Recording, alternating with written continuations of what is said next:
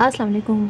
कैसे हैं आप सब? उम्मीद है कि बिल्कुल ठीक ठाक होंगे। और आज मैं आपको अपने कैलेंडकोए प्लांट की कटिंग की अपडेट भी दूंगी। ये देखिए, कैलेंडकोए प्लांट को मैंने ग्रो किया था, कटिंग ग्रो की थी और आपको सिखाया भी था कि यहाँ पर कैलेंडकोए के प्लांट को किस तरह कटिंग के ज़रिए ग्रो करते हैं। और अब ये दोनों ही कटिंग माशाल्लाह से बहुत अच्छी तरीके से लग चुकी हैं और आप ये देखिए। और अब मैं इनको सुबह की तो नहीं, 3 बजे के बाद की धूप वहाँ पर आती है और आधा घंटा 1 घंटे की आती है और उसमें रखा है। लेकिन अब हम इनको शेडी प्लेस में रखेंगे, ऐसी जगह पे रखेंगे जहाँ इनडायरेक्ट हल्की सनलाइट आए। इसलिए कि इसके लीव्स थोड़े से देखें आप येलो होने लग गए हैं, क्योंकि डायरेक्ट सनलाइट सेकुलेंट प्लांट को इस कंडीशन में यानी गर्मियों में पसंद नहीं होती है। आप इसके भी लीव देखें, इसके भी थोड़े से येलो होने लग गए। और ये ब्रांच तो मैंने कल लगाई है, इसलिए कि मैंने सोचा कि चले ये देखिए, इसके जो कट किया था इसके छोटे छोटे से कितने सारे मज़ीद ब्रांचेस निकल आई हैं। तो मैंने सोचा यहाँ से कट करके कि मैं इसको यहाँ लगा देती हूँ ताकि थोड़े से और ये हो जाए, ताकि हमारे पास 4-5 प्लांट नेक्स्ट सीज़न के लिए तैयार रहें।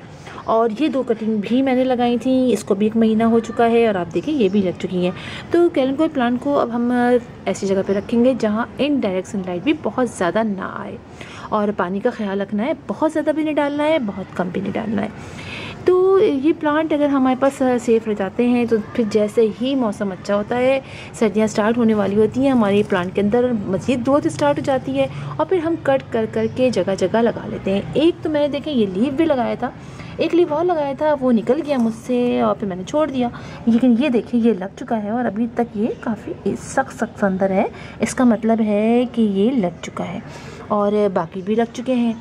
तो इस तरीके से हम अपने कैलेंडकोए के प्लांट को नेक्स्ट सीज़न में रख सकते हैं, गर्मियों में इसकी केयर कर सकते हैं। इसलिए कि बार बार लेना, हर दफ़ा हर सीज़न में सारे ही प्लांट को परचेज़ करना बहुत मुश्किल हो जाता है।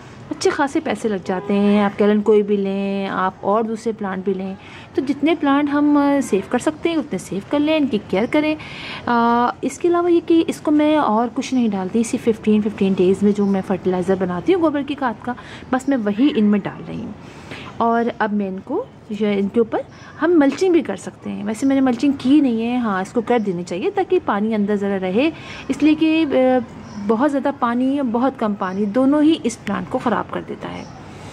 तो बस मैंने सोचा कि चलिए आपको दिखा दूं कि अगर आपने लगाना है तो आप इसको लगाइए। कटिंग लगाना चाहते हैं अभी भी आप लगा सकते हैं, कोई ऐसी प्रॉब्लम नहीं है। बस मिट्टी आप बहुत अच्छी लीजिएगा, बालू मिट्टी लीजिएगा, उसमें चाहे थोड़ी सी गोबर की खाद ऐड कर लीजिए, थोड़ी सी, यानी 75% आप बालू मिट्टी ले लीजिए और 25% आप गोबर की खाद ले लीजिए। उसमें अपनी कटिंग को लगाइए। कटिंग निकाल के आप थोड़ी देर के लिए, 1 दिन के लिए किसी शेडी प्लेस में रख दीजिए।